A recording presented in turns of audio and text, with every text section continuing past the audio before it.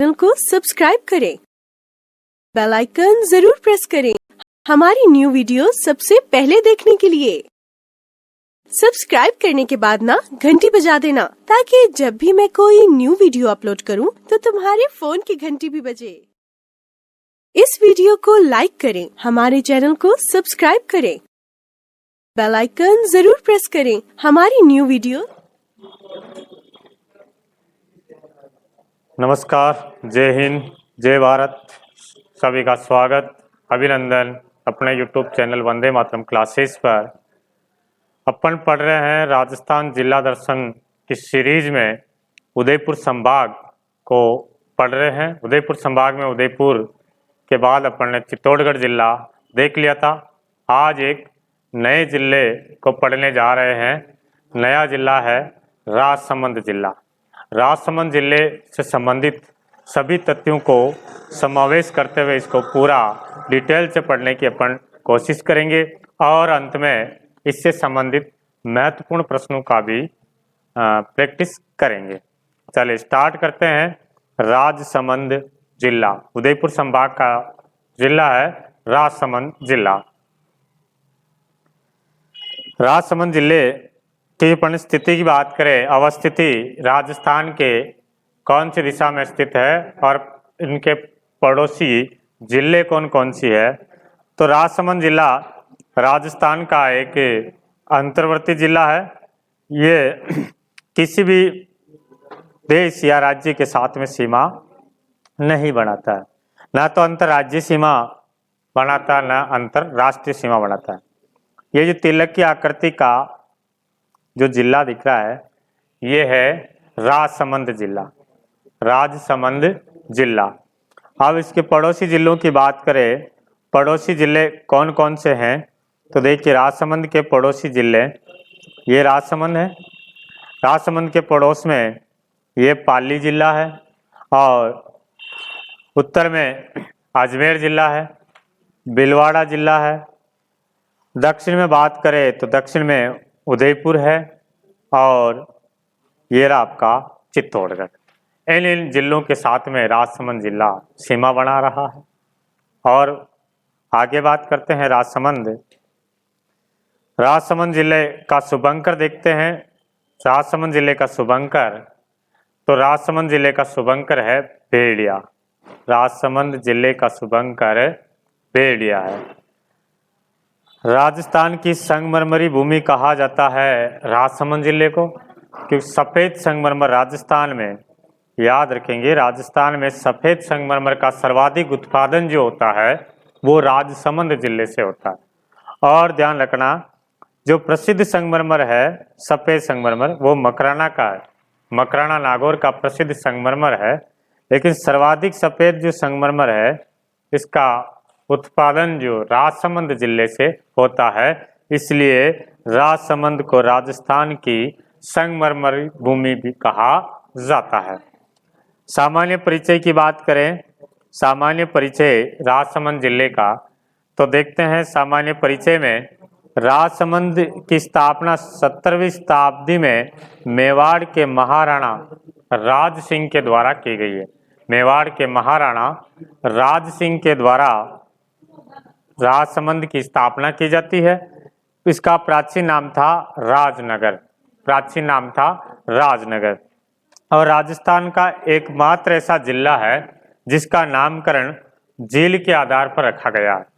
पहले राजसमंद झील बनाई गई है, राजसमंद झील से ही इस जिले का नाम राजसमंद जिला रखा गया है।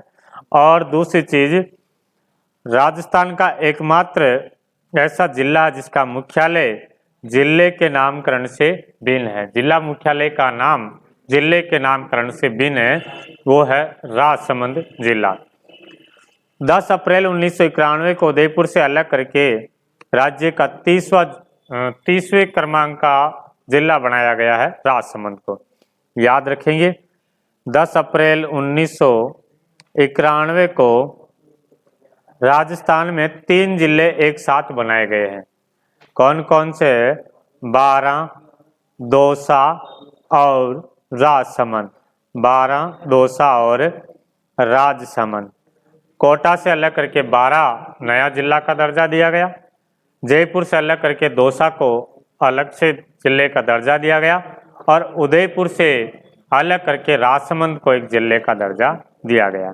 तो फिर इनके अल्फाबेट के क्रम में ये बी, डी और आर, 12 को 28वां जिला घोषित कर दिया गया। दौसा को 29वां जिला है और 30वें नंबर का है राजसमंद। तो क्रमांक नंबर से देखें तो राजसमंद राजस्थान का 30वें क्रमांक नंबर का जिला है। 10 अप्रैल 1991 को उदयपुर से अलग करके जिला घोषित किया है। और राजसमंद जिले की मानचित्र की आकृति देखें तो तिलक की आकृति के समान है। देख लेते हैं। देखिए राजसमंद जो जिला है उसकी आकृति देखें तो ये जो आकृति है तिलक के समान है। तिलक के समान आकृति वाला जिला कौन सा है? राजसमंद जिला है। इसके अलावा जो राज सिंह आया था, राज सिंह के संबंध में 2-3 बातें और याद रखनी है। महाराणा राज सिंह, महाराणा राज सिंह, राजसमंद में राज सिंह जी का बहुत बड़ा योगदान है। राज सिंह एक तो इनके समय मुगल बादशाह कौन कौन थे, किन किन मुगल बादशाह का काल राज सिंह ने देखा था? तो शाहजहां और औरंगजेब, शाहजहां और औरंगजेब, औरंगजेब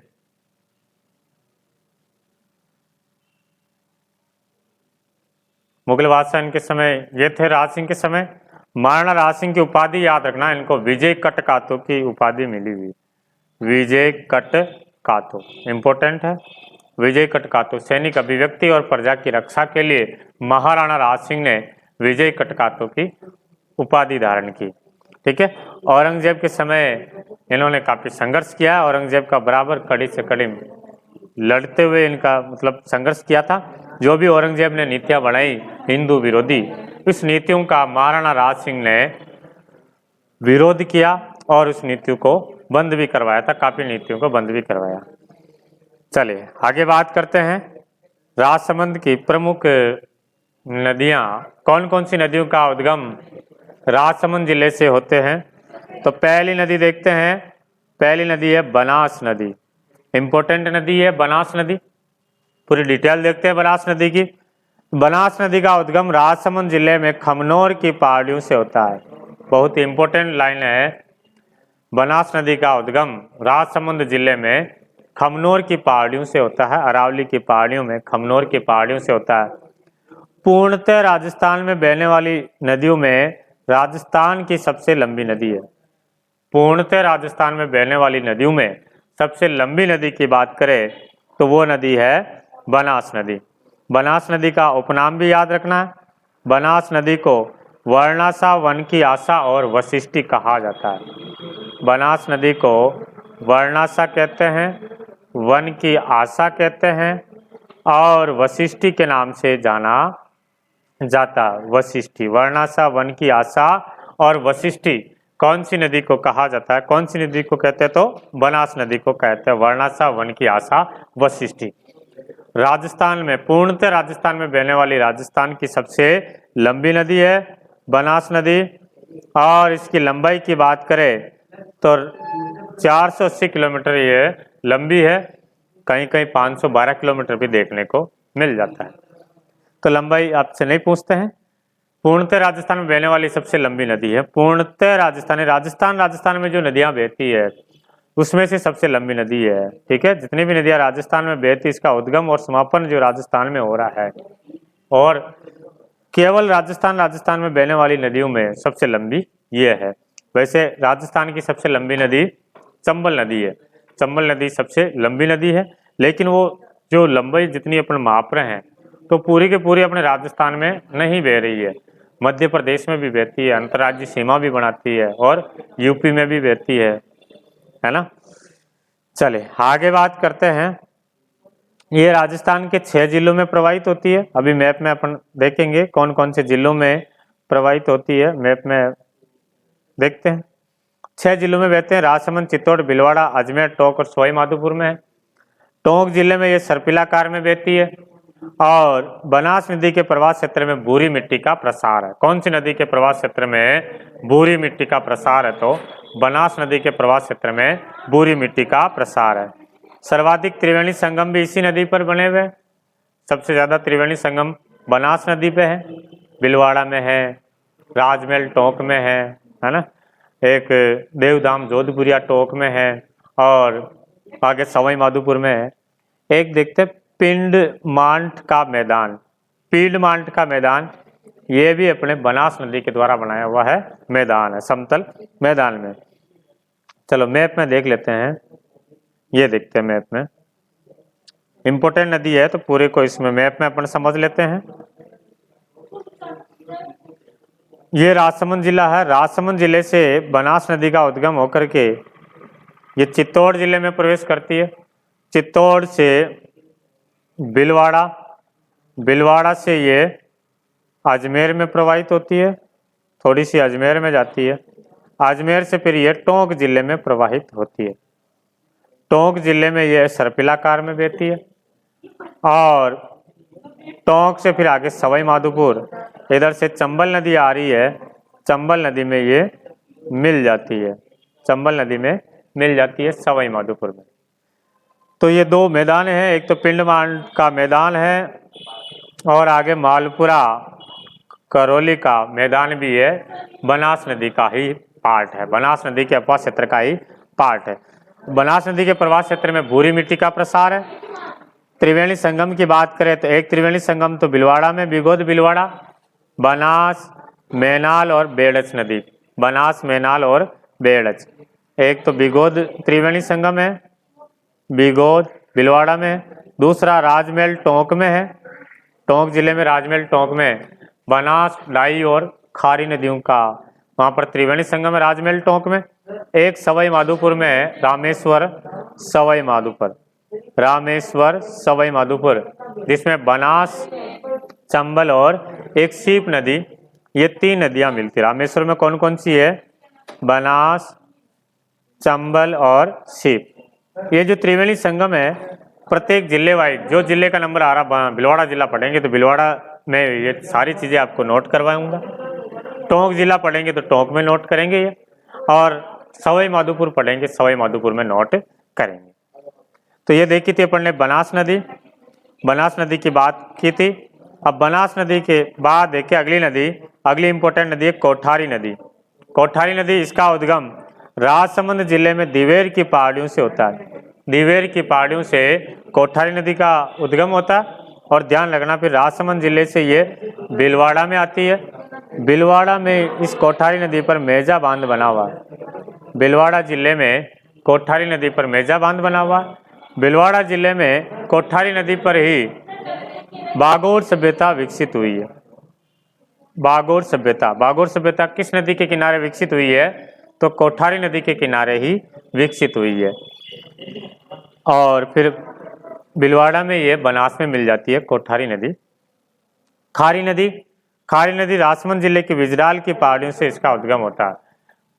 बिजराल की पहाड़ियां राजसमंद से, राजसमंद से निकल करके फिर ये बिलवाड़ा, बिलवाड़ा से अजमेर, अजमेर से टोंक, और टोंक में त्रिवेणी संगम में, राजमहल त्रिवेणी संगम में बनास में मिल जाती है। खारी नदी का ध्यान रखना, इसमें नारायण सागर बांध बना हुआ है, नारायण सागर बांध खारी नदी पर अजमेर जिले में है, और इसे नारायण सागर बांध को अजमेर का समुद्र भी कहा जाता है। और खारी नदी जो है मेवाड़ मारवाड़ की सीमा का भी निर्धारण है। खारी नदी के एक तरफ मेवाड़ है, दूसरी तरफ मारवाड़ है। ये जोधा और कुंभा के समय सीमा निर्धारित कर रखी थी, इतिहास में अपन इनको जानेंगे। कौन कौन सी नदियों की बात की है? बनास नदी, कोठारी नदी और खारी नदी। ये और भी काफी सारी नदियां यहाँ से प्रवाहित होती है, जो तीन नदियां यहाँ से उद्गम इंपॉर्टेंट है जो अपन ने देखी थी। नेक्स्ट देखते हैं प्रमुख जिले, राजसमंद की प्रमुख जिले देखे कौन कौन सी जिले हैं। चलो पहले झील देखते हैं, राजसमंद झील। राजसमंद झील, इस राजसमंद झील के कारण ही इस जिले का नाम राजसमंद पड़ा है। राजसमंद झील, इसका निर्माण मेवाड़ के महाराणा राज सिंह ने गोमती नदी के पानी को रोक करके किया था। 1600 1962 में इस झील का निर्माण किया गया है महाराणा राज सिंह के द्वारा। ठीक है, और ये जो उदयपुर में जयसमंद झील है, उदयपुर में जो जयसमंद झील वो राजस्थान की सबसे बड़ी कृत्रिम मीठे पानी की झील है, और दूसरे नंबर की झील है राजसमंद झील है। दूसरी सबसे बड़ी कृत्रिम मीठे पानी की झील है राजसमंद झील। इस झील का उत्तरी भाग नौ चौकी पाल कहलाता है। कौन सी झील का उत्तरी भाग नौ चौकी पाल कहलाता है? तो राजसमंद झील का उत्तरी भाग नौ चौकी पाल कहलाता है। इस नौ चौकी पाल पर आगे पढ़ेंगे मेवाड़ का इतिहास लिखा हुआ है, राज प्रशस्ति, राज प्रशस्ति इतिहास लिखा हुआ है। झील के किनारे गेवर माता का मंदिर है जो बिना पति के सती हुई है। आगे पढ़ेंगे गेवर माता का मंदिर कौन सी झील के किनारे है? तो राजसमंद झील के किनारे। तो ये थी राजसमंद झील। राजसमंद झील का निर्माण महाराणा राज सिंह ने करवाया। राजसमंद जिले में गोमती नदी का पानी आकर के गिरता है। 1662 में इसका निर्माण कंप्लीट हुआ है। ये राजस्थान की दूसरी सबसे बड़ी कृत्रिम मीठे पानी की झील है और उत्तरी भाग को नौ चौकी पाल कहते हैं, जिस पर मेवाड़ का इतिहास लिखा हुआ है, राज प्रशस्ति जिसके नाम से जानी जाती है। और इस झील के किनारे गेवर माता का मंदिर है जो बिना पति के सती हुई। अगली झील कौन सी है? नंदसमंद झील। नंदसमंद झील राजसमंद जिले में है और इस राजसमंद की जीवन रेखा कहा जाता है। राजसमंद की जीवन रेखा किसे कहते हैं? Nandsamand, life line of Rajsamand. तो नंदसमंद झील को राजसमंद की जीवन रेखा कहा जाता है। यह देखिए थे पढ़ लें प्रमुख जिले, राजसमंद की प्रमुख जिले देखें। चलो आगे बात करते हैं। ये है राजसमंद झील है, राजसमंद झील है। ठीक है, हाँ नेक्स्ट बात करते हैं प्रमुख अभ्यारण्य। राजसमंद जिले के प्रमुख अभ्यारण्य की बात करें, कौन कौन से अभ्यारण्य है? तो कुंभलगढ़ अभ्यारण्य। कुंभलगढ़ अभ्यारण्य यह उदयपुर, राजसमंद और पाली में 3 जिलों में फैला हुआ है। उदयपुर, राजसमंद और पाली 3 जिलों में फैला हुआ है और ये लोमड़ी और भेड़ियों के प्रजनन स्थली के लिए प्रसिद्ध है। भेड़ियों की प्रजनन स्थली के रूप में कौन सा अभ्यारण्य जाना जाता है? तो कुंभलगढ़ अभ्यारण्य जाना जाता है। 1971 में इसकी स्थापना हुई है और ये राजस्थान का एक ऐसा अभ्यारण्य है जिसमें एक ही स्थान से, मतलब एक ही जगह से 2 नदियां निकलती, बनास और साबरमती नदी, दोनों अपना जल अलग अलग दिशा में ले जाते हैं।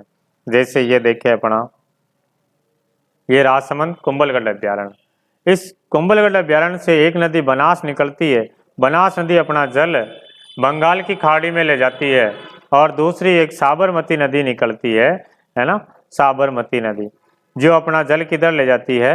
अरब सागर की ओर ले जाती है। एक ही अभ्यारण्य से निकलने वाली 2 नदियां अपना जल अलग अलग दिशा में ले जाती है। तो ये था अपना कुंभलगढ़ अभ्यारण्य। इसके अलावा एक रावली टॉडगढ़ अभ्यारण्य भी है, उसको अपन इसका विस्तार भी राजसमंद में है। रावली टॉडगढ़ अभ्यारण्य वो अजमेर जिले में पड़ेंगे। तो रावली टॉडगढ़ अभ्यारण्य अजमेर, राजसमंद और पाली 3 जिलों में फैला हुआ, 3 जिलों के साथ साथ 3 संभाग में भी फैला हुआ। रावली टॉडगढ़ ऐसा कौन सा अभ्यारण्य है जो 3 संभाग में फैला हुआ है? तो अजमेर तो हो गया अजमेर संभाग में, राजसमंद हो गया उदयपुर संभाग में और पाली हो गया जोधपुर संभाग में। चलिए आगे बात करते हैं। कुंभलगढ़ अभ्यारण्य हो गया। नेक्स्ट बात करते हैं कृषि। कृषि से संबंधित राजसमंद से क्या क्या तथ्यों से प्रश्न बन सकता है? तो दमिश्क या चैती गुलाब के लिए खमनोर राजसमंद प्रसिद्ध है। चैती गुलाब या दमिश्क गुलाब की खेती कहाँ की जाती है? तो खमनोर राजसमंद में की जाती है। और सर्वाधिक सीताफल का उत्पादन कहाँ से होता है? राजसमंद। तो गुलाब की मंडी आ जाए, राजस्थान में गुलाब की मंडी कहाँ है? तो मंडी बताएंगे पुष्कर है। मंडी कहाँ है? पुष्कर। गुलाब की खेती भी कहाँ की जाती है? पुष्कर में। लेकिन दमिश्क या चैती गुलाब आ जाए, इसकी खेती कहाँ की जाती है? तो फिर खमनोर राजसमंद बताएंगे। चलिए आगे बात करते हैं खनिज संसाधन। राजसमंद जिले से कौन कौन से खनिज का उत्पादन किया जाता है, निकाला जाता है? खनिज निकाला जाता है तो सीसा जस्ता, सीसा जस्ता की खान है राजपुरा दरीबा। राजपुरा दरीबा प्रश्न आएगा, राजपुरा दरीबा कौन से खनिज के लिए प्रसिद्ध है? सीसा जस्ता। ध्यान रखना, शीशा दस्ता की कौन कौन सी खानें हैं राजस्थान में। प्रसिद्ध खान है जावर माइंस। जावर क्षेत्र कहाँ है? उदयपुर में। उदयपुर से भी शीशा दस्ता निकलता है जावर क्षेत्र से। भीलवाड़ा में रामपुरा अगुचा, यहाँ से भी शीशा दस्ता का उत्पादन होता है। राजपुरा दरीबा, राजपुरा दरीबा राजसमंद, और छौत का बरवाड़ा, छौत का बरवाड़ा, छौत का बरवाड़ा कहाँ पड़ता है? सवाई माधोपुर। तो ये राजस्थान में शीशा दस्ता की प्रमुख खानें हैं और यहीं से चांदी भी निकलती है। तो राजपुरा दरीबा जो क्षेत्र है कौन से खनिज के लिए जाना जाता है? तो शीशा दस्ता के लिए जाना जाता है। शीशा दस्ता का यहाँ उत्पादन होता है। संगमरमर की बात करें तो राज्य में सर्वाधिक संगमरमर, राज्य में सर्वाधिक सफेद, वो लिख देना, सफेद संगमरमर का उत्पादन राजसमंद जिले से होता है। प्रसिद्ध सफेद संगमरमर कहाँ का है? मकराना नागौर का है। लेकिन सफेद संगमरमर सबसे ज्यादा उत्पादन कहाँ से होता तो बताएंगे? राजसमंद जिले। कृषि में एक ध्यान रखना, राजस्थान में सर्वाधिक परती भूमि, परतदार भूमि है ना, पठारी भूमि, सॉरी, राजस्थान में सर्वाधिक पठारी भूमि का विस्तार कहाँ है? तो सबसे ज्यादा पठारी भूमि का जो विस्तार है वो राजसमंद जिले में। ये फैक्ट भी नोट करेंगे, पठारी भूमि। चलिए आगे बात करते हैं प्रमुख उद्योग व हस्तकला। उद्योग और हस्तकला से राजसमंद में कौन कौन से तथ्यों से प्रश्न आते हैं? तो राज्य में टायर ट्यूब का कारखाना है कांकरोली। राजस्थान में टायर ट्यूब का सबसे बड़ा कारखाना कहाँ है? कांकरोली, राजसमंद में। टेराकोटा, टेराकोटा या जो मिट्टी के खिलौने हैं, टेराकोटा आर्ट या मोलेला आर्ट के नाम से भी जाना जाता है। राजसमंद का है मोलेला आर्ट, जिसमें मिट्टी की मूर्तियां और खिलौने बनाए जाते हैं। मोहनलाल जी प्रजापत इसके प्रसिद्ध कलाकार हुए हैं।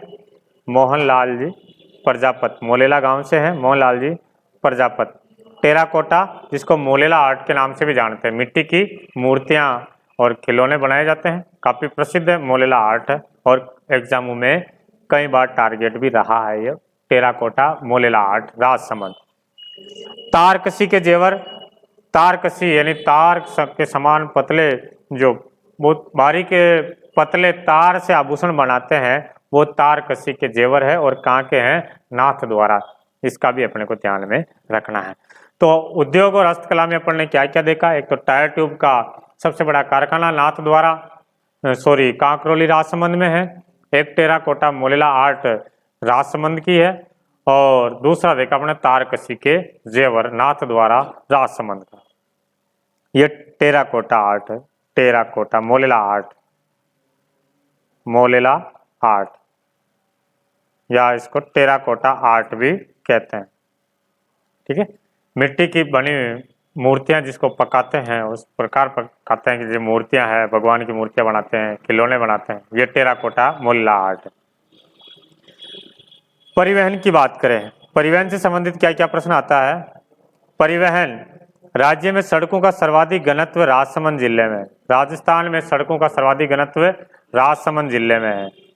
संगमरमर निकलता तो संगमरमर निकलता तो सड़कें भी होनी चाहिए, बाकी तो ट्रक में भर करके कैसे ले जाएंगे? तो सबसे ज्यादा सड़कों का घनत्व राजसमंद में। न्यूनतम की बात करें तो न्यूनतम सड़कों का सबसे कम घनत्व कौन से जिले में है? तो न्यूनतम में याद रखना जैसलमेर, जैसलमेर जिले में सड़कों का सबसे कम घनत्व है।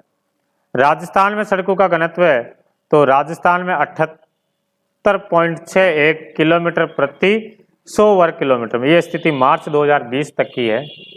2021-22 के आंकड़े 2021 के भी उपलब्ध करवा दूंगा मैं कि 2021 में राजस्थान में सड़कों का घनत्व कितना है। तो अभी ये याद रखना कि राजस्थान में सड़कों का सबसे ज्यादा घनत्व राजसमंद जिले में है और सड़कों का सबसे कम घनत्व है जैसलमेर जिले में। चले आगे बात करते हैं। अब बात करते हैं प्रमुख मंदिर। राजसमंद जिले में कौन कौन से प्रसिद्ध मंदिर है? श्रीनाथ जी का मंदिर है। श्रीनाथ जी का मंदिर कहाँ है? नाथ द्वारा में। बनास नदी के तट पर सिहाड़ गांव में राज सिंह के समय 1672 ईस्वी में श्रीनाथ जी का मंदिर का निर्माण पूर्ण होता है। 1672 में श्रीनाथ जी का मंदिर का निर्माण पूरा होता है। सिहाड़ गांव में होता यूं कि जब मेवाड़ के महाराणा राज सिंह मेवाड़ के शासक थे, उस समय भारत के मुगल बादशाह थे औरंगजेब ने हिंदू मंदिरों को और मूर्तियों को तोड़ने का आदेश दे दिया था। उस समय श्रीनाथ जी की मूर्ति जो वृंदावन में मूर्ति थी, तो यहाँ के पुजारी जी को लगा कि मूर्ति जो श्रीनाथ जी की मूर्ति औरंगजेब के सैनिकों के हाथों में चली जाएगी तो श्रीनाथ जी की मूर्ति को तोड़ दी जाएगी। तब महाराणा राज सिंह ने कहा था कि श्रीनाथ जी को आप मेवाड़ में लेकर के आइए, मैं लाख हिंदुओं के सिर कटवा सकता हूँ यदि मूर्ति के औरंगजेब या किसी के भी द्वारा मूर्ति को तोड़ने का विश्वास किया है तो 1000 हिंदू का भी यदि लड़ते हुए इसमें शहीद हो जाए तो भी मैं पीछे नहीं हटूंगा, लेकिन मूर्ति को मैं नहीं तोड़ने दूंगा। ऐसा कथन कहा था राज सिंह ने। कहा कि आप मेवाड़ में आइए और श्रीनाथ जी को हमारे मेवाड़ में विराजमान करवाइए, श्रीनाथ जी की मूर्ति की रक्षा की जिम्मेदारी मेरी है। तो राज सिंह के समय वृंदावन से श्रीनाथ जी की मूर्ति लाई जाती है और मेवाड़ में मंदिर का निर्माण हो रहा। राज सिंह के समय सिहाड़ गांव में श्रीनाथ जी को सप्त ध्वजा का स्वामी कहते हैं या 7 ध्वजा का नाथ भी कहा जाता है श्रीनाथ जी को। ये वल्लभ संप्रदाय का प्रमुख केंद्र है श्रीनाथ जी का मंदिर, वल्लभ संप्रदाय, और पिछोई कला के लिए प्रसिद्ध है। पिछोई कला के लिए कौन सा मंदिर जाना जाता है? श्रीनाथ जी का मंदिर जाना जाता है। क्या होता है पिछोई कला पे? तो भगवान कृष्ण की बाल लीलाओं का चित्रण जो कपड़े पे किया जाता है, श्रीनाथ जी की जो मूर्ति है, मूर्ति के पीछे कपड़े पे भगवान कृष्ण की बाल लीलाओं का जो चित्रण किया जाता है वो है पिछोई कला। और राजस्थान में पिछोई कला नाथ द्वारा राजसमंद की प्रसिद्ध है। दीपावली के अवसर पर अन्नकूट महोत्सव नाथ द्वारा में मनाया जाता है। तो अन्नकूट महोत्सव कहाँ का प्रसिद्ध है? नाथ द्वारा का। ये भी याद रखनी है। गुलाबी गणगौर, गुलाबी गणगौर कहाँ की प्रसिद्ध है? गुलाबी गणगौर भी नाथ द्वारा की प्रसिद्ध है। चैत्र शुक्ल पंचमी को भगवान श्रीनाथ जी को गुलाबी वस्त्र पहनाते हैं और गुलाबी गुलाल उड़ाते हैं। तो ये गुलाबी गणगौर जो कहाँ की प्रसिद्ध है? तो गुलाबी गणगौर भी याद रखेंगे, नाथ द्वारा की गुलाबी गणगौर प्रसिद्ध है। होली के अवसर पर नाथ द्वारा में डांग नृत्य किया जाता है। डांग नृत्य यह भी नाथ द्वारा का है। और श्री कृष्णम शरणम मम इस संप्रदाय का संबोधन है। श्री कृष्णम शरणम मम, वल्लभ संप्रदाय या नाथ द्वारा श्रीनाथ जी। तो यह मंदिर देखा था श्रीनाथ जी का मंदिर सिहाड़ गांव में बनास नदी के तट पर है। राज सिंह के समय बनाया गया है और वल्लभ संप्रदाय का प्रधान केंद्र पिछोई कला याद रखनी है। और अन्नकूट महोत्सव याद रखना, गुलाबी गणगौर, डांग नृत्य और अन्नकूट महोत्सव है श्री कृष्णम शरणम मम, इसका संबोधन है। अगला है द्वारिकाधीश जी का मंदिर। द्वारिकाधीश जी यह भी राज सिंह के समय ही बनाया गया है। कांकरोली में द्वारिकाधीश जी, यह भी वल्लभ संप्रदाय का मंदिर है। द्वारिकाधीश जी का मंदिर भी। चारभुजा नाथ जी का मंदिर गढ़बोर, चारभुजा जी गढ़बोर राजसमंद में है। और इस मंदिर में लगी चारभुजा की प्रतिमा जो है उसकी पूजा पांडवों के द्वारा की जाती थी। पांडवों के द्वारा इस मूर्ति की पूजा की जाती थी और मोक्कल ने इस मंदिर का निर्माण करवाया था। महाराणा मोक्कल इस मंदिर का निर्माण करवाया है। और चारभुजा जी को मेवाड़ का वारीनाथ भी कहते हैं। मेवाड़ का वारीनाथ चारभुजा जी को कहते हैं। गढ़बोर चारभुजा। तो मंदिर में देखा श्रीनाथ जी का मंदिर है, द्वारिकाधीश जी का मंदिर है और चारभुजा नाथ का मंदिर है गढ़बोर। चले प्रमुख देवियों की बात करें। देवियां कौन कौन सी राजसमंद में? देवियां हैं घेवर माता। घेवर माता का मंदिर राजसमंद जिले की पाल पर है। यह बिना पति के सती हुई थी। राजस्थान की एकमात्र ऐसी देवी है जो बिना पति के सती हुई थी, घेवर माता है। राजसमंद जिले की पाल पर इनका मंदिर बना हुआ है। चारभुजा देवी खमनोर में है। चारभुजा देवी पिपलाद माता उनवास गांव राजसमंद में पिपलाद माता का मंदिर है। चलिए देवियां हो गई है। नेक्स्ट बात करें प्रमुख छत्रियां। प्रमुख छत्रियां राजसमंद में प्रसिद्ध छत्रियां कौन कौन सी है? तो क्षत्रियों में देखिए उड़ना राजकुमार की छत्री, उड़ना राजकुमार की छत्री। उड़ना राजकुमार कौन था? तो उड़ना राजकुमार महाराणा कुंभा के पुत्र थे रायमल, कुंभा जी के पुत्र रायमल। रायमल जी का बेटा था पृथ्वीराज सिसोदिया, पृथ्वीराज सिसोदिया, यानी ये महाराणा कुंभा के हो गए पोते। ये जो पृथ्वीराज सिसोदिया है अपनी धावकता के लिए प्रसिद्ध था और ये मेवाड़ के महाराणा सांगा के बड़े भाई थे। संग्राम सिंह जी कहते हैं, सांगा जी कहते हैं। सांगा जी का बड़ा भाई है पृथ्वीराज सिसोदिया। तो पृथ्वीराज सिसोदिया अपनी धावकता के लिए जाना जाता था। इस धावकता के कारण ही इनको उड़ना राजकुमार कहते हैं। इनकी छत्री कहाँ है? कुंभलगढ़ दुर्ग में है। उड़ना राजकुमार की छत्री है, 12 खंभों की छत्री है। चेतक की छत्री, चेतक की छत्री महाराणा प्रताप का जो घोड़ा था, प्रियतम घोड़ा चेतक, उनकी छत्री बलीचा गांव राजसमंद में। हल्दीघाटी के युद्ध में महाराणा प्रताप का जो भरपूर सहयोग किया था चेतक, उनकी छत्री हल्दीघाटी युद्ध के बाद में, हल्दीघाटी में घायल भी हो गया था चेतक, तो बाद में शहीद हो गया था। उनकी छत्री भी बलीचा गांव में है। तो चेतक की छत्री बलीचा गांव में। चले आगे बात करते हैं प्रमुख संप्रदाय। नाथ द्वारा राजसमंद में प्रमुख संप्रदाय देखे तो वल्लभ संप्रदाय, वल्लभ संप्रदाय इसको पुष्टि मार्गी संप्रदाय भी कहते हैं। पुष्टि मार्गी, भगवान की कृपा को इसमें पुष्टि कहते हैं, तो इस वल्लभ संप्रदाय को पुष्टि मार्गी संप्रदाय भी कहा जाता है। दूसरा नाम है पुष्टि मार्गी। इसके प्रवर्तक चलाया था वल्लभाचार्य ने। वल्लभाचार्य जी ने अणुभाष्य ग्रंथ की रचना की है और एक दर्शन चलाया था शुद्धाद्वैत दर्शन। शुद्धाद्वैत दर्शन किसने चलाया था? वल्लभाचार्य जी ने चलाया था, वल्लभ संप्रदाय से संबंधित है। इस वल्लभ संप्रदाय का सर्वाधिक प्रचार प्रसार विट्ठल नाथ जी के द्वारा किया गया। विट्ठल नाथ जी ने सर्वाधिक प्रचार प्रसार किया और प्रचार प्रसार करने के लिए अष्टछाप मंडली की स्थापना की। अष्टछाप जो मंडली है उसका संबंध किससे है? वल्लभ संप्रदाय का। इसका क्या काम रहता था अष्टछाप मंडली का? वल्लभ संप्रदाय का प्रचार प्रसार करना। इस संप्रदाय का मूल मंत्र है श्री कृष्णम शरणम मम। श्री कृष्णम शरणम मम वल्लभ संप्रदाय का मूल मंत्र है। और इस संप्रदाय में मंदिर को हवेली कहते हैं। मंदिर को हवेली, कोई मंदिर जा रहे हैं, कहाँ जा रहे हैं? तो हवेली में जा रहे हैं, मंदिर को हवेली होगी। दर्शन को झांकी कहते हैं कि भगवान का दर्शन कर रहे हैं, भगवान की झांकियां देखनी है। और ईश्वर की कृपा को पुष्टि कहते हैं। मंदिर में जो संगीत होता है उसको हवेली संगीत कहा जाता है। वल्लभ संप्रदाय की कुल 7 पीठें हैं। कुल 7 पीठें हैं। कहाँ कहाँ है? मथुरेश जी कोटा है, मथुरेश जी कोटा विट्ठल नाथ जी नाथद्वारा है। द्वारिकाधीश जी कांकरोली है। गोकुल नाथ जी उत्तर प्रदेश गोकुल में है। गोकुल चंद जी कामवन भरतपुर में है। बालकृष्ण जी सूरत में है। मदन मोहन जी कामवन भरतपुर में। ये वल्लभ संप्रदाय की राजस्थान में, राजस्थान के बाहर भी ये 2 वल्लभ संप्रदाय की 7 पीठें हैं। चले आगे बात करते हैं। ये था वल्लभ संप्रदाय। नेक्स्ट बात करते हैं प्रमुख दुर्ग। राजसमंद जिले में प्रमुख दुर्ग की बात करें तो कौन सा दुर्ग है? दुर्ग देखा जाए तो कुंभलगढ़ किला, कुंभलगढ़ का किला। कुंभलगढ़ किला, इसका निर्माण किसने करवाया था? तो मूलतः इस किले का जो निर्माण है सम्राट अशोक का पुत्र संप्रति के द्वारा 3वीं शताब्दी में किया गया। 3वीं शताब्दी में अशोक, जो मौर्यकालीन अशोक था, उनका पुत्र संप्रति ने करवाया था, लेकिन बाद में पूरा खत्म होने के कगार में था।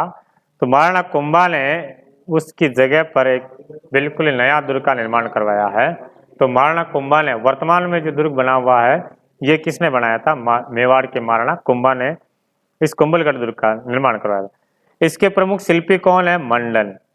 मंडल काफी एग्जामों में पूछा हुआ है कि कुंभलगढ़ दुर्ग के शिल्पी कौन है? मंडल। यूं भी पूछा हुआ है कि कुंभा के जो शिल्पी है मंडल की देखरेख में कौन सा दुर्ग का निर्माण किया गया है? तो कुंभलगढ़ दुर्ग का। मूलतः ये गुजरात के रहने वाले थे मंडल। कहाँ के रहने वाले थे? गुजरात के। और कुंभा के प्रमुख शिल्पी हुए थे। इनकी देख रेख में ही कुंभलगढ़ दुर्ग का निर्माण किया गया। उपनाम इसका कमल मीर है। मच्छेंद्रपुर के नाम से जानते हैं कुंभलगढ़ दुर्ग को। मेवाड़ की शरण स्थली इसे कहा जाता है। जब भी मेवाड़ के महाराणाओं पर संकट आया तब उन्होंने कुंभलगढ़ दुर्ग की शरण ली थी। मेवाड़ की संकटकालीन राजधानी भी कहते हैं, ध्यान रखना, मेवाड़ की संकटकालीन राजधानी आ जाए, मेवाड़ की संकटकालीन राजधानी कुंभलगढ़ को कहते हैं। तो महाराणा प्रताप की संकटकालीन राजधानी आ जाए तो महाराणा प्रताप की संकटकालीन राजधानी चावंड है। ठीक है, दोनों का विशेष तौर से ध्यान रखना। यस, मेवाड़ की शरणस्थली और मेवाड़ की संकटकालीन राजधानी के नाम से जाना जाता है। दुर्ग के अंदर ही कटारगढ़ दुर्ग है, कुंभलगढ़ दुर्ग के अंदर ही कटारगढ़ दुर्ग है जिसे मेवाड़ की आंख कहा जाता है। कुंभलगढ़ दुर्ग है, उसका अंदर ही एक और दुर्ग है जो काफी ऊंचा है, कटारगढ़ दुर्ग। उस दुर्ग से मेवाड़ के एक तरफ मेवाड़ और पूरा मारवाड़ को देख सकते हैं, पूरा मारवाड़ दिखाई दे रहा है, इसलिए इसको मेवाड़ की आंख कहा जाता है। अबुल फजल ने कटारगढ़ दुर्ग को देख करके कहा कि यह दुर्ग इतना बुलंदी पर स्थित है कि नीचे से ऊपर की ओर देखने पर सिर से पगड़ी गिर जाती है। ये बात कहने वाले कौन थे? अबुल फजल। अबुल फजल ने कहा था कटारगढ़ आ जाए तो कटारगढ़ करना, कटारगढ़ ऑप्शन में नहीं है तो कुंभलगढ़ करेंगे। यह दुर्ग इतना ऊंचाई पर या बुलंदी पर स्थित है कि नीचे से ऊपर की तरफ देखने पर सिर से पगड़ी गिर जाती है। चले आगे बात करते हैं। कुंभलगढ़ की दीवार जो प्राचीर है इसकी टोटल लंबाई 36 किलोमीटर है। इसकी परिधि जो देखी जाए कुंभलगढ़ दीवार की लंबाई कितने किलोमीटर है? 36 किलोमीटर लंबी है और 7 मीटर चौड़ी है। इसकी तुलना जो कर्नल जेम्स टोड ने एस्ट्रूकन से की है, एस्ट्रूकन से तुलना की है और चीन की दीवार के बाद विश्व की दूसरी बड़ी दीवार मानी जाती है कुंभलगढ़ की दीवार को। इसे भारत की महान दीवार के नाम से जानते हैं कुंभलगढ़ की दीवार को। इस पर 7 घुड़सवार एक साथ चल सकते हैं कुंभलगढ़ की दीवार पर। तो लंबाई भी याद रखनी, राजस्थान पुलिस में पहले पूछा हुआ है कुंभलगढ़ की दीवार की लंबाई कितनी है, तो कुंभलगढ़ दीवार की लंबाई है 36 किलोमीटर है, 7 मीटर ये चौड़ी है, 7 घुड़सवार एक साथ इस पर चल सकते हैं। कर्नल जेम्स टोड ने इसकी तुलना एस्ट्रूकन से की है। चीन की दीवार के बाद विश्व की दूसरी सबसे बड़ी दीवार मानते हैं और भारत की महान दीवार के रूप में जाना जाता है। इस दुर्ग को केवल एक सेनापति शाहबाज खान ने 1578 में जीता था। शाहबाज खान ने मेवाड़ पर 3 बार आक्रमण किया था। 3 बार ये अकबर का अभियान लेकर के आया था, सेनापति बनकर के आया था। शाहबाज खां से पहले ना किसी ने कुंभलगढ़ दुर्ग को जीत पाया था, ना बाद में जीत पाया था, बाद में इसको जीत पाया। सिर्फ एक सेनापति ने जीता था, कौन? शाहबाज खां। तो कुंभलगढ़ दुर्ग को जीतने वाला एकमात्र सेनापति कौन है? शाहबाज खां ने 1578 में जीता था। इससे पहले कुंभलगढ़ दुर्ग अजयगढ़ दुर्ग के नाम से जाना जाता था, अजयगढ़, जिसको कोई जीत नहीं सका था। नेक्स्ट बात करते हैं दर्शनीय स्थल। कुंभलगढ़ में दर्शनीय स्थल कौन कौन से हैं? तो दर्शनीय स्थल में देखें तो झालाबाव बावड़ी है, कुंभ श्याम मंदिर है और जाला रानी का मालिया। जाला रानी का मालिया ये भी कहाँ है? कुंभलगढ़ दुर्ग में स्थित है। नेक्स्ट बात करें मामादेव तालाब है, उड़ना राजकुमार की यहाँ पे छतरी है। उड़ना राजकुमार की छतरी कहाँ है? तो उड़ना राजकुमार की छतरी भी अपन ने देखी थी कुंभलगढ़ दुर्ग में। बादल महल है, बादल महल कुंभलगढ़ दुर्ग में ही है। तो बादल महल अलग अलग जिलों में अपन पढ़ते आएंगे, डूंगरपुर में है, जैसलमेर में है ना, और अपने कुंभलगढ़ दुर्ग के अंदर भी है, डूंगरपुर के अंदर भी है, जैसलमेर में भी। जो दुर्ग में सबसे ऊंचा महल है, देखने पर ऐसा लगता है बादलों के टच हो रहा है, उनको क्या नाम दे रखा है? बादल महल है। तो कुंभलगढ़ का जो बादल महल है, इस बादल महल में महाराणा प्रताप का जन्म हुआ। तो महाराणा प्रताप का जन्म कहाँ हुआ? कुंभलगढ़ दुर्ग में ही हुआ, बादल महल में। 9 मई 1540 को महाराणा प्रताप का जन्म होता है और इसी कटारगढ़ दुर्ग में ही 1468 ईस्वी में कुंभा के पुत्र उदा ने 1468 ईस्वी में कुंभा के पुत्र उदा ने कुंभा की हत्या की थी कुंभलगढ़ दुर्ग के अंदर, कटारगढ़ दुर्ग में। दरवाजे ध्यान रखना, आरट पोल है, अल्लाह पोल, विजय पोल, हनुमान पोल, इसमें दरवाजे हैं। तो एक बार वापस देख लेते हैं। कुंभलगढ़ दुर्ग निर्माण जो मूलतः तो मौर्यों के द्वारा, मौर्य अशोक का पुत्र संप्रति के द्वारा बनाया गया है। फिर बाद में इसका जो पूरा अस्त व्यस्त हो गया था उसको तोड़ करके बिल्कुल ही कुंभा ने नया दुर्ग बनाया है।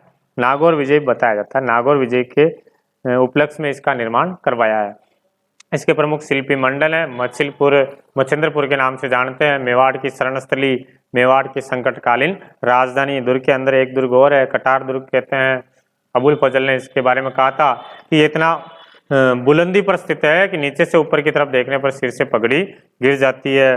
दीवार की लंबाई 36 किलोमीटर है, प्राचीर है। कुंभलगढ़ की 7 मीटर चौड़ी है। एस्ट्रुकन से तुलना की गई चीन की दीवार के बाद दूसरी सबसे लंबी दीवार मानी जाती है ना। शाहबाज खान ने इसको जीता था। जाला बावड़ी, कुंभ श्याम मंदिर, जाला रानी का माल्या, मामादेव कुंड जो कुंड है और बादल महल है, ये इसमें ध्यान रखेंगे। ये है अपना कुंभलगढ़ दुर्ग, कुंभलगढ़ दुर्ग है। चले आगे बात करते हैं प्रमुख चित्र शैलियां। राजसमंद जिले में कौन कौन सी चित्र शैलियों से संबंधित प्रश्न आता है? नाथ द्वारा चित्र शैली, नाथ द्वारा।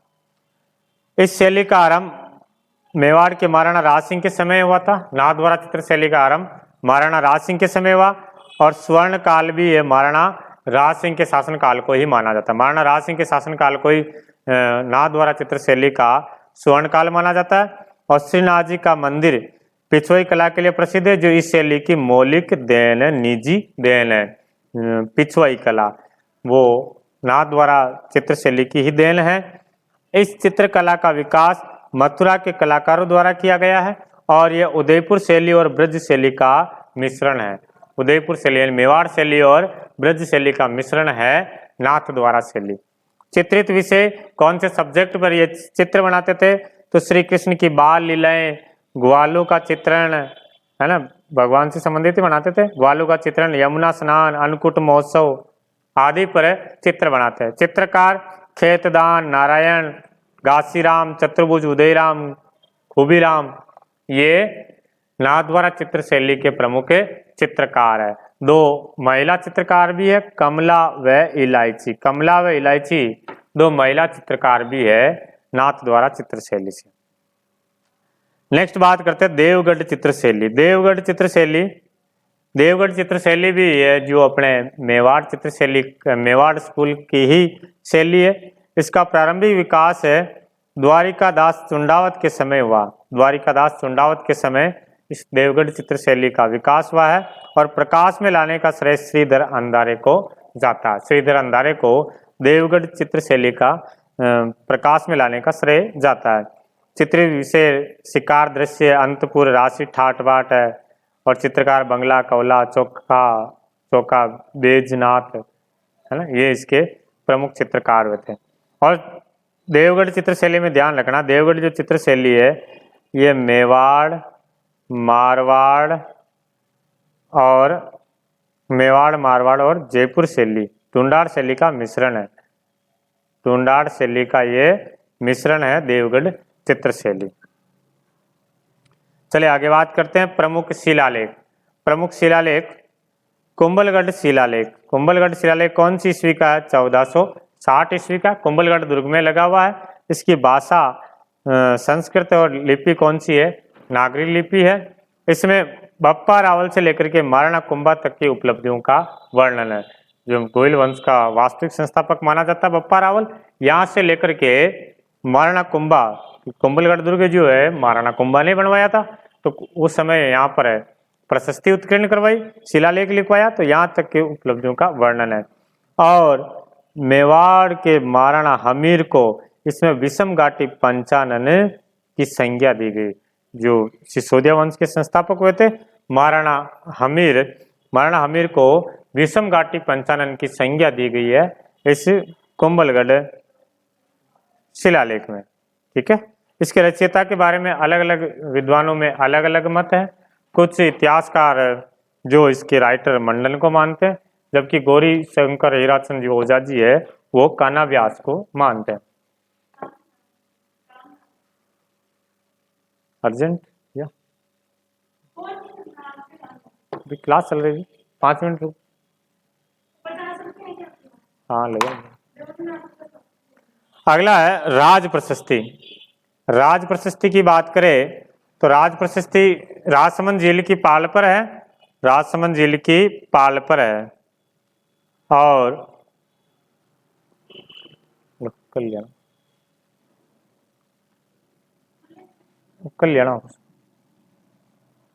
राजसमंद झील की पाल पर राज प्रशस्ति है ना, इसको राज प्रशस्ति याद रखना।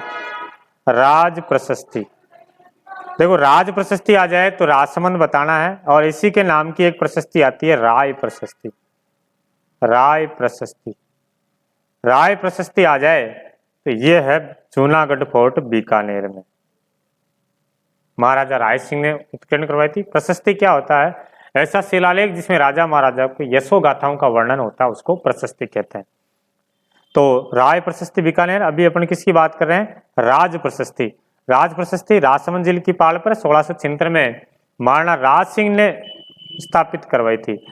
राजसमंद झील बनाई थी उस समय। इसको राजसमंद झील का जो उत्तरी भाग है नौचो की पाल कहलाता है। इस नौचो की पाल पर ही राज प्रशस्ति उत्कीर्ण है। इसके उत्कीर्णकर्ता रणछोड़ भट्ट तेलंग है, और 25 काले संगमरमर पत्थर पर ये शिलालेख लिखा हुआ है। 25 काले संगमरमर पत्थर पर लिखा हुआ है, और ये विश्व का सबसे बड़ा शिलालेख माना जाता है।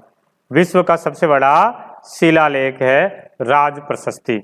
और महाराणा अमर सिंह और जहांगीर के मध्य जो संधि हुई थी इसका वर्णन भी इसमें मिलता है। मेवाड़ के महाराणा अमर सिंह फर्स्ट और मुगल बादशाह जहांगीर के बीच में जो संधि होती है 1615 में, इस संधि का वर्णन कहाँ मिल रखा है? तो राज प्रशस्ति में मिलता है। चले आगे बात करते हैं। ये शिलालेख हो गया, राज प्रशस्ति हो गया, राजसमंद झील पर है। नेक्स्ट बात करते हैं प्रमुख सभ्यता है। सभ्यताओं की बात करें तो यहाँ पर एक सभ्यता है गिलुंड सभ्यता। गिलुंड सभ्यता 2013 थर्ड ग्रेड में पूछा था। गिलुंड सभ्यता कौन से जिले में है? तो गिलुंड सभ्यता है राजसमंद जिले में। बनास नदी के किनारे विकसित हुई गिलुंड सभ्यता, और ये ताम्रयुगीन सभ्यता के यहाँ से अवशेष मिले हैं। ताम्रयुगीन सभ्यता, तो गिलुंड सभ्यता राजसमंद बनास नदी के किनारे विकसित हुई, ताम्रयुगीन सभ्यताओं में ये मानी जाती है। प्रमुख युद्ध की बात करें, राजसमंद की धरती में इतिहास से संबंधित कौन सा युद्ध हुआ है? तो एक बहुत ही इंपॉर्टेंट युद्ध हुआ है हल्दी घाटी का युद्ध। हल्दी घाटी का युद्ध 18 जून 1576 को हुआ है। हल्दी घाटी का युद्ध, ये हल्दी घाटी का युद्ध जो है ये एक महाराणा को नीचा दिखाने के लिए या उसको केवल अधीनता स्वीकार करवाने के लिए युद्ध हुआ जा रहा है, और एक तरफ महाराणा अपने आप को स्वतंत्र रखने के लिए, अपने मातृभूमि की रक्षा के लिए, अपने मातृभूमि का स्वाभिमान के लिए ये लड़ रहे हैं। चलो देखते हैं। तो मेवाड़ के महाराणा प्रताप और अकबर का मध्य, और जिसमें अकबर की सेना का नेतृत्व किसने किया था? आमेर के मान सिंह जी अकबर की सेना का नेतृत्व कर रहे हैं, सेनापति बन करके आए हैं।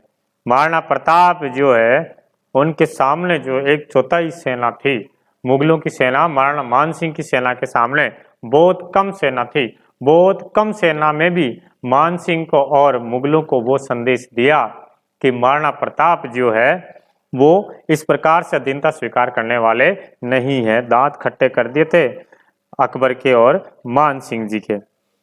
कर्नल जेम्स टोड ने इसे मेवाड़ की थर्मोपली कहा है। मेवाड़ की थर्मोपली कहा है हल्दी घाटी के युद्ध को। बदायूनी ने गोगुंदा का युद्ध कहा। बदायूनी जो इस युद्ध का आंखों देखा वर्णन किया था। बदायूनी ने आंखों देखा वर्णन, ये युद्ध के समय यही था। इन्होंने गोगुंदा का युद्ध कहा, और अबुल फजल ने खमनोर का युद्ध कहा है इस हल्दी घाटी के युद्ध को। तो तीनों का भी नाम ध्यान रखना है। कर्नल जेम्स टोड ने मेवाड़ की थर्मोपली कहा है, बदायूनी ने गोगुंदा का युद्ध कहा है, और अबुल फजल ने इसे खमनोर का युद्ध कहा है हल्दी घाटी को। और इस रक्त तलाई में, यहाँ पर रक्त तलाई में ही हकीम का सूरी की मजार है। हकीम का सूरी जो महाराणा प्रताप की सेना में शामिल एकमात्र मुस्लिम सेनापति था। प्रश्न आ जाए, हल्दी घाटी के युद्ध में महाराणा प्रताप की सेना में एकमात्र मुस्लिम सेनापति कौन था? एकमात्र मुस्लिम सेनापति था हकीम का सूरी। हकीम का सूरी महाराणा प्रताप की तरफ से लड़ रहे थे, मुगल सेना के विरोध में, मानसिंह के विरोध में। इसके अलावा ग्वालियर के तंवर नरेश की छत्रियां हैं, वो भी यहाँ पर शहीद हो गए थे, हकीम का सूरी और ग्वालियर के तंवर नरेश और जाला मन्ना की भी छतरी है। जब महाराणा प्रताप इस युद्ध में घायल हो जाते हैं तब महाराणा प्रताप का छत्र किसने धारण किया था? ये जाला मन्ना जी ने छत्र धारण किया था। जाला मन्ना कहते हैं, जाला बीदा भी कहते हैं, बीदा या जाला मान, ये महाराणा प्रताप का छत्र धारण किया है। फिर लड़ते हुए ये वीर गति को प्राप्त हो जाते हैं। चेतक की छतरी है यहीं पर, चेतक की छतरी बलीचा गांव में, राजसमंद में ही। जब इस युद्ध के बाद में जब चेतक घायल हो गया था तो यहीं पर इनकी छतरी बनी हुई है। अगला युद्ध देखते हैं, दिवेर का युद्ध। दिवेर का युद्ध होता है अक्टूबर 1582 में। अक्टूबर 1582 में। तो दिवेर का युद्ध, यह भी दिवेर का जो मैदान है यह भी राजसमंद जिले में पड़ता है। दिवेर का जो मैदान है यह भी अपने राजसमंद जिले में है। नेक्स्ट बात करते हैं, तो हल्दीघाटी और दिवेर का मैदान दोनों राजसमंद में है, 1582 में हुआ है। ये युद्ध होता है महाराणा प्रताप और शेरिमा सुल्तान खां गोरी, अकबर का सेनापति शेरिमा सुल्तान खां गोरी के मध्य युद्ध हुआ है, जिसमें महाराणा प्रताप की एक निर्णायक विजय हुई थी। इसमें महाराणा प्रताप की निर्णायक विजय हुई है और इसी युद्ध के बाद महाराणा प्रताप ने अपने विजय का डंका की शुरुआत करते हैं और धीरे धीरे करते करते पूरे मेवाड़ पर पुनः विजय प्राप्त कर लेते हैं Maharana Pratap. Colonel James Tod ने इस दिवेर के युद्ध को मेवाड़ का मैराथन कहा है। मेवाड़ का मैराथन दिवेर के युद्ध को कहा जाता है। चले आगे बढ़ते हैं, अन्य महत्वपूर्ण तथ्य देखते हैं और कौन कौन से तथ्य रह गए हैं राजसमंद से संबंधित। चले अन्य महत्वपूर्ण तथ्य, राजसमंद जिला राजस्थान में लिंगानुपात की दृष्टि से दूसरे स्थान पर आता है। सबसे ज्यादा लिंगानुपात डूंगरपुर जिले का, सर्वाधिक लिंगानुपात कौन से जिले का? डूंगरपुर का। दूसरे नंबर पे है राजसमंद जिले का है, दूसरे नंबर पे है। राजसमंद एक अंतर्वर्ती जिला है। ये राजसमंद जिला जो है न किसी देश और न किसी राज्य, यानी न तो अंतरराष्ट्रीय सीमा बनाता है और न अंतरराज्यीय सीमा बनाता है। ऐसे अंतर्वर्ती जिलों की संख्या कितनी है टोटल राजस्थान में? तो टोटल संख्या है 8 जिले अंतर्वर्ती जिले हैं जो ना अंतरराज्यीय सीमा बनाते हैं ना अंतरराष्ट्रीय सीमा बनाते हैं। उनमें से राजसमंद भी 8 में से एक जिला आता है जिसकी सीमा न किसी राज्य न देश के साथ मिलती है। राजस्थान का सबसे बड़ा टायर ट्यूब बनाने का कारखाना जो है कांकरोली राजसमंद में है, कांकरोली राजसमंद में है। नाथद्वारा के प्रसिद्ध पंखावज जो है एक अवनद वाद्य यंत्र पंखावज, इसके वादक कौन है? पुरुषोत्तम पंखावज जी जो पद्मश्री से सम्मानित हैं। भावना जाट राजसमंद जिले के काबरा गांव की निवासी है। इन्होंने पैदल चाल में टोक्यो ओलंपिक में भारत का प्रतिनिधित्व किया था, या टोक्यो ओलंपिक में इन्होंने भाग लिया था भावना जाट ने। और बेलों का चितेरा स्वर्गीय गोवर्धन लाल बाबा कांकरोली राजसमंद से बिलोंग करते हैं। गोवर्धन लाल जी इन्होंने मेवाड़ के बेलों से संबंधित चित्रण को अपना विषय बनाया है, इसलिए गोवर्धन लाल बाबा को बेलों का चितेरा कहा जाता है। तो ये देखे थे अपन ने राजसमंद से संबंधित महत्वपूर्ण जानकारी। और अब बात करते हैं महत्वपूर्ण प्रश्नों की। कुछ प्रश्न भी देख लेते हैं जो अक्सर एग्जाम में बार बार पूछे जा रहे हैं। तो स्टार्ट करते हैं महत्वपूर्ण प्रश्नों में। किस झील के किनारे घेवर माता का मंदिर बना हुआ? घेवर माता का मंदिर कौन सी झील के किनारे है? ऑप्शन है जयसमंद, राजसमंद, पिछोला झील या पुष्कर झील है। तो घेवर माता जो बिना पति के सती हुई थी, गुजरात से घेवर माता को लाया गया है और ये राजसमंद झील की पाल पर है घेवर माता का मंदिर। नेक्स्ट बात करते हैं, राज प्रशस्ति कितने काले शिलाओं पर खुदी हुई है? राज जो प्रशस्ति है 1676 में स्थापित की गई है, तो 25 काले संगमरमर पत्थर पर है। ये विश्व का सबसे बड़ा शिलालेख है, संस्कृत भाषा में लिखी गई है, जो महाराणा राज सिंह तक की उपलब्धियों का वर्णन है। मेवाड़ और मुगलों के बीच में अमर सिंह और जहांगीर के मध्य जो संधि हुई उसका भी उल्लेख है। विश्व का सबसे बड़ा शिलालेख है, राज प्रशस्ति, ध्यान रखना। अगला है, किसने कुंभलगढ़ दुर्ग के लिए कहा है, कुंभलगढ़ दुर्ग के लिए लिखा कि इतनी बुलंदी पर बना हुआ है कि नीचे से ऊपर की तरफ देखने पर सिर से पगड़ी गिर जाती है। कौन से ऐसे इतिहासकार हैं जिन्होंने कहा कुंभलगढ़ दुर्ग के बारे में कि इतनी बुलंदी पर स्थित है कि नीचे से ऊपर की तरफ देखने पर सिर से पगड़ी गिर जाती है? ऑप्शन टॉड, सूर्यमल मिश्रण, श्यामल दास या अबुल फजल। तो राइट आंसर क्या हो जाएगा? अबुल फजल। अबुल फजल ने कहा कि इतनी बुलंदी पर स्थित है कि नीचे से ऊपर की तरफ देखने पर सिर से पगड़ी गिर जाती है। राजसमंद झील में कौन सी नदी गिरती है?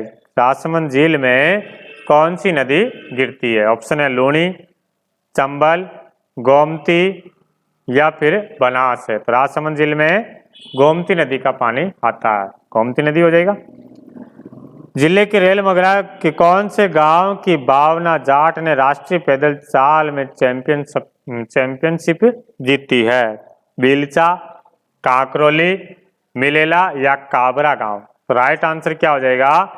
काबरा गांव। काबरा गांव के भावना जाट, इन्होंने टोक्यो ओलंपिक में भी पैदल चाल में भारत से प्रतिनिधित्व किया था। नेक्स्ट, कुंभलगढ़ दुर्ग की तुलना एस्ट्रूकन से किसने की है? एस्ट्रूकन से तुलना किसने की है? कुंभलगढ़ दुर्ग की जो दीवार है 36 किलोमीटर है, 7 घुड़सवार एक साथ चल सकते हैं, इसकी तुलना कर्नल जेम्स टोड ने एस्ट्रूकन से की है। चलिए आगे देखते हैं। कुंभलगढ़ किले की संपूर्ण प्राचीर दीवार इतनी चौड़ी है कि 7 घुड़सवार एक साथ चल सकते हैं, इसलिए भारत की महान दीवार कहते हैं। इसकी लंबाई कितनी है? 25 किलोमीटर, 30 किलोमीटर, 36 किलोमीटर या फिर 40 किलोमीटर। तो राइट आंसर हो जाएगा इसका 36 किलोमीटर लंबी है। आगे बात करते हैं। महाराणा प्रताप के एकमात्र मुस्लिम सेनापति हकीम का सूरी की मजार कहाँ स्थित है? हल्दी घाटी के युद्ध में महाराणा प्रताप की तरफ से लड़ने वाले एकमात्र मुस्लिम सेनापति हकीम खा सूरी, इनकी मजार कहाँ है? तो मजार है रक्त तलाई में। राइट आंसर हो जाएगा रक्त तलाई में। चलिए आगे बात करते हैं। राज्य में दमिश्क के गुलाब या चेती गुलाब की खेती कहाँ की जाती है? पुष्कर, खमनोर, ब्यावर या इनमें से कोई नहीं। तो क्या आंसर हो जाएगा? खमनोर में की जाती है। आगे बात करते हैं। राजसमंद जिले का शुभंकर क्या है? भेड़िया, बीजू, मोर या लोमड़ी। तो आंसर हो जाएगा राजसमंद जिले का शुभंकर है भेड़िया। भेड़िया राजसमंद जिले का शुभंकर है। राजस्थान में वह जिला जिसके मुख्यालय का नाम उस जिले के नाम से भिन्न है? राजसमंद, प्रतापगढ़, पाली या डूंगरपुर। तो राइट आंसर हो जाएगा राजसमंद। राजसमंद जिले का मुख्यालय जिले के नामकरण से भिन्न है, राजनगर नाम से है, राजनगर नाम से है। नेक्स्ट है, निम्न में से कौन सा जिला 1991 में नहीं बना? 10 अप्रैल 1991 में 3 जिले एक साथ बने थे, बी, डी और आर। बी का हो गया 12, ये तो है, दौसा ये भी है, राजसमंद ये भी है, हनुमानगढ़ ये 1991 में नहीं बना, 1994 में बनता है। राइट आंसर कौन सा हो जाएगा? हनुमानगढ़ ये 1994 में बनता है। अगला, विजय कटकातु की उपाधि किसको प्राप्त थी? विजय कटकातु महाराणा कुंभा, महाराणा सांगा, अमर सिंह या महाराणा राज सिंह। तो अपनी सेना की अभिव्यक्ति और प्रजा की रक्षा के लिए महाराणा राज सिंह ने विजय कटकातु की उपाधि धारण की। नेक्स्ट, किस नदी के प्रवाह क्षेत्र में भूरी मिट्टी का प्रसार है? भूरी मिट्टी का प्रसार कौन से नदी के प्रवाह क्षेत्र में? ऑप्शन है बनास नदी, माई नदी, चंबल नदी या लूणी नदी। तो भूरी मिट्टी का प्रसार बनास नदी के प्रवाह क्षेत्र में है। कोठारी नदी का उद्गम स्थल है? खमनोर की पहाड़ियां, बिजराल की पहाड़ियां, दिवेर की पहाड़ियां या बेराट की पहाड़ियां। याद करो, देखिए खमनोर की पहाड़ियां, खमनोर की पहाड़ियों से तो बनास नदी का उद्गम होता है। बिजराल की पहाड़ियों से खारी नदी का उद्गम होता है। तो अपना राइट आंसर क्या हो जाएगा? दिवेर की पहाड़ियां। दिवेर की पहाड़ियों से कोठारी नदी का उद्गम होता है। बेराट की पहाड़ियों से बाणगंगा नदी का उद्गम होता है जयपुर में। चलिए किस झील का उत्तरी भाग नौचों की पाल कहलाता है? जयसमंद, उदय सागर, राजसमंद या पिछोला? राजसमंद झील का उत्तरी भाग नौचों की पाल कहलाता है, जिस पर मेवाड़ का इतिहास लिखा हुआ राज प्रशस्ति के नाम से जाना जाता है। संस्कृत भाषा में रणछोड़ भट्ट उसके तेलंग है, रणछोड़ भट्ट तेलंग उसके राइटर है। राजसमंद की जीवन रेखा लाइफलाइन किसे कहा जाता है? राजसमंद की जीवन रेखा नंदसमंद, राजसमंद झील, बागेरी का नाका या कालाबाट? एक ध्यान रखना, ये चारों की चारों परियोजना है ना, ये चारों की चारों राजसमंद जिले में। बगेरी का नाका भी ध्यान रखना, बगेरी का नाका ये परियोजना है कौन से जिले से है? कालाबाट कौन से जिले से? राजसमंद जिले से। जो राजसमंद की जो जीवन रेखा है वो राजसमंद की जीवन रेखा नंदसमंद को कहा जाता है, नंदसमंद झील को।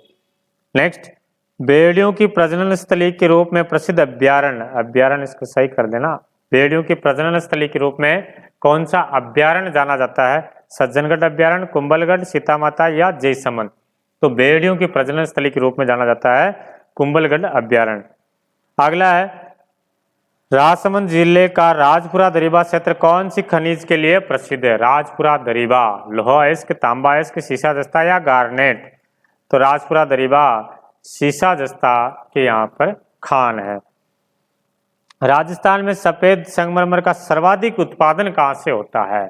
सफेद संगमरमर जो प्रसिद्ध आ जाए तो क्या बताएंगे? मकराना, नागौर से, लेकिन सबसे ज्यादा सफेद संगमरमर का उत्पादन जो है राजसमंद जिले से होता है, इसीलिए राजसमंद को संगमरमरी भूमि भी कहा जाता है।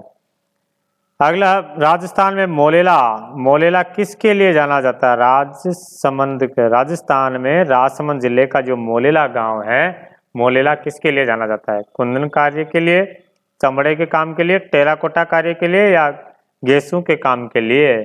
तो मोलेला गांव क्या हो जाएगा? मोलेला आर्ट, टेराकोटा आर्ट, जहाँ पत्थर मिट्टी की मूर्तियां बनाई जाती है, टेराकोटा कहते हैं, मोलेला आर्ट के नाम से जाना जाता है।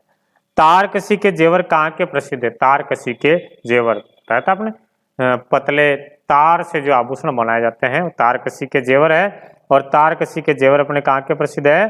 तो बताएंगे नाथद्वारा, नाथद्वारा के प्रसिद्ध है। नेक्स्ट, गुलाबी गणगौर कहाँ की मनाई जाती है? गुलाबी गणगौर कहाँ की प्रसिद्ध है?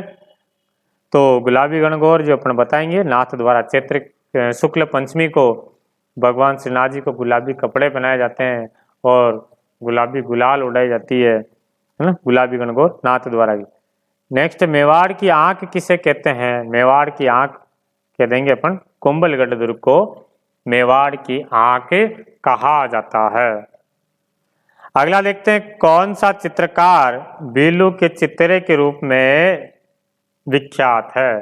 भूर सिंह जी शेखावत है, कृपाल सिंह जी शेखावत है, गोवर्धन लाल बाबा है या ज्योति स्वरूप है? तो कांकरोली राजसमंद के जो गोवर्धन लाल बाबा है, इनके चित्र का विषय रहता है बीलों का ग्रामीण जीवन, बीलों का परिवेश इनका चित्रों में विषय रहा है, इसलिए इनको बीलों के चितेरा कहा जाता है। नेक्स्ट देखते हैं, पिछवाई कला का मुख्य विषय है, पिछवाई चित्र शैली का मुख्य विषय युद्ध, राज दरबार, श्री कृष्ण लीला या प्रणय प्रसंग? पिछवाई जो चित्र शैली है इसका विषय क्या रहता है? तो इनका विषय बताएंगे श्री कृष्ण लीला, श्री कृष्ण लीला से संबंधित है। अगला, कमला व इलायची महिलाएं किस चित्र शैली से जुड़ी हुई? कमला और इलायची ये जो है बात करेंगे, कमला और इलायची नाथद्वारा चित्र शैली से जुड़ी हुई महिला चित्रकार हैं कमला और इलायची। अगला प्रश्न देखते हैं, वह चित्रकला शैली जो जोधपुर, जयपुर और उदयपुर तीनों शैलियों का मिश्रण देखने को मिलता है। जोधपुर, जयपुर और उदयपुर तीनों शैलियों का मिश्रण है, तो कौन सी शैली हो जाएगी? ये हो जाएगी अपनी देवगढ़ चित्र शैली। देवगढ़ चित्र शैली द्वारिका जी चुंडावत के समय प्रादुर्भाव हुआ, श्रीधर अंधारे ने इनको प्रकाश में लाए थे, देवगढ़ चित्र शैली। राजस्थान का कौन सा शिलालेख विश्व का सबसे बड़ा शिलालेख माना जाता है? विश्व का सबसे बड़ा शिलालेख कौन सा है? तो बताएंगे राज प्रशस्ति है, 1676 ईस्वी में लिखी हुई, महाराणा राज सिंह के समय रणछोड़ भट्ट तेलंग इसके राइटर है। 25 काले संगमरमर पत्थर पर संस्कृत भाषा में लिखा हुआ राजस्थान का सबसे बड़ा शिलालेख है, जिसमें मेवाड़ और मुगल संधि का भी उल्लेख मिलता है। गेलुंड सभ्यता किस नदी के किनारे विकसित हुई? गेलुंड सभ्यता राजसमंद जिले में बनास नदी के किनारे विकसित हुई है। और अगला, हल्दी घाटी युद्ध के बारे में असत्य है।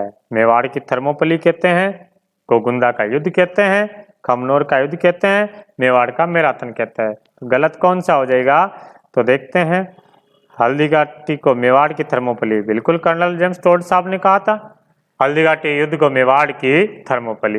गोगुंदा का युद्ध, बदायूनी ने गोगुंदा का युद्ध कहा था और अबुल फजल ने खमनोर का युद्ध कहा था। मेवाड़ का मैराथन, ये हल्दी घाटी के बारे में असत्य कथन है। मेवाड़ का मैराथन कर्नल जेम्स टोड ने दिवेर के युद्ध को कहा। दिवेर के युद्ध को मेवाड़ का मैराथन कहा जाता है। तो इस प्रकार से अपन ने राजसमंद जिले को काफी डिटेल से पढ़ा। राजसमंद से संबंधित ज्योग्राफी से, इतिहास से, कला संस्कृति से और जितने भी प्रकार से प्रश्न पूछे जाते हैं उसको पूरा कंप्लीटली पढ़ने की अपन ने कोशिश की है। आशा करते हैं कि ये क्लास आपने पूरी ध्यान से पढ़ी होगी और भगवान से प्रार्थना करते हैं कि ये क्लास आपके मंजिल के लिए बहुत उपयोगी साबित हो। तो मिलेंगे अब अपन नए क्लास में, तब तक के लिए जय हिंद, जय भारत, वंदे मातरम।